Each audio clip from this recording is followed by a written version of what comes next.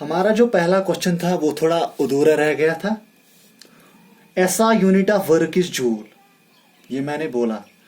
ऐसा unit of work international system of unit वर्कस के unit joule.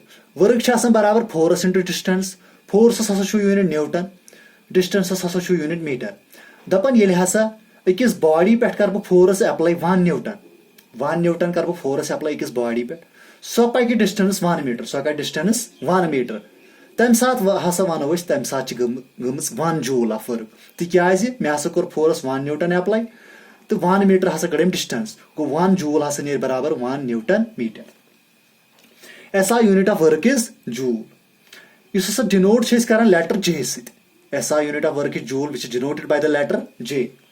Work is a scalar quantity. दपन ये हसा ये वर्क छे, ये स्केलर क्वांटिटी। स्केलर क्वांटिटी आपने पढ़ा होगा, वेक्टर क्वांटिटी भी पढ़ा होगा। दपन ये हसा इस फोर्स करो कुछ बॉडी पे अप्लाई, यह हसा गई बॉडी पे जरूर मोशन कर प्रोड्यूस। अगर ने मोशन कर प्रोड्यूस कह तेल नसा काम गसान कहीं। फॉर एग्जांपल मिसाल के तौर पर बह वन एग्जांपल अख इंसान हसा छु, यह हसा काम करान, यह हसा लबि करान पुश। लब अख स्टेशनरी वाल यह लबि करान पुश।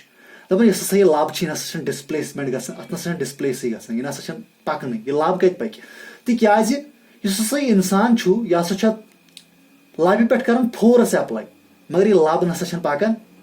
ये यह लब पची, ये स्टेशनरी वाल पकुई, गो तेल नसा काम गमज कह। दपन इस हसा इंसान छु, यह हसा मगर पन्ने बॉडी पे काम करान, सो नसा जीरोस बराबर नेरान कह। तिकाज दपन यु हसा इंसान धक् दिवान अत लबि, दपन अहज मसल्स यम स्ट्रेच गसान, ओहद इस हसा खून सह displace गसान।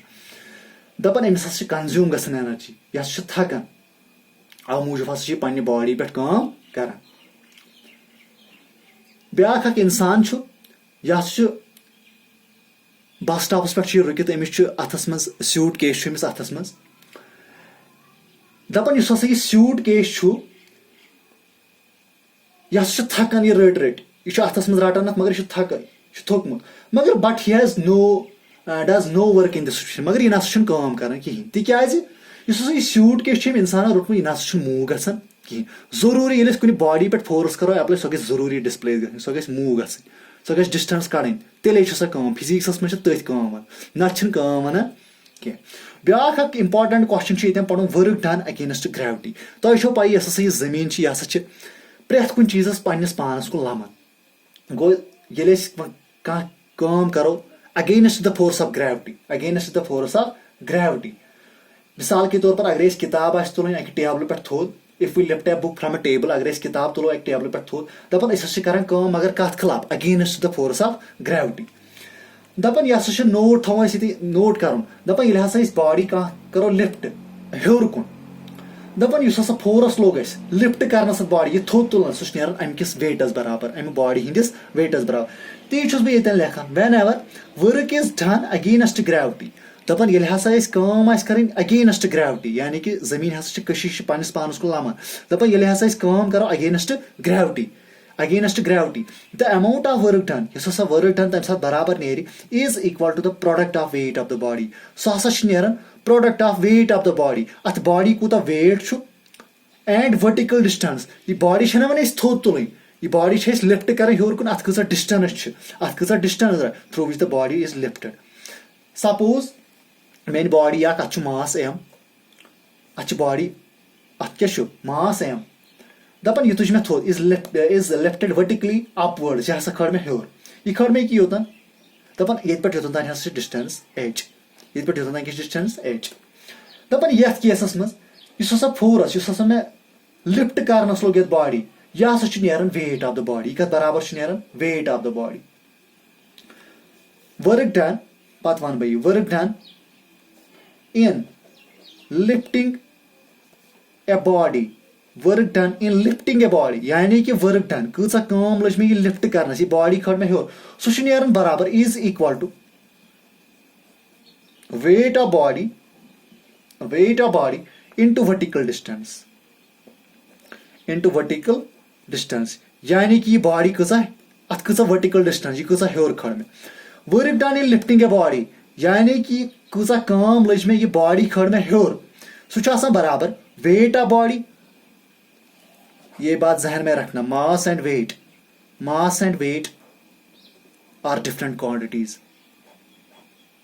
Mass and weight are different quantities.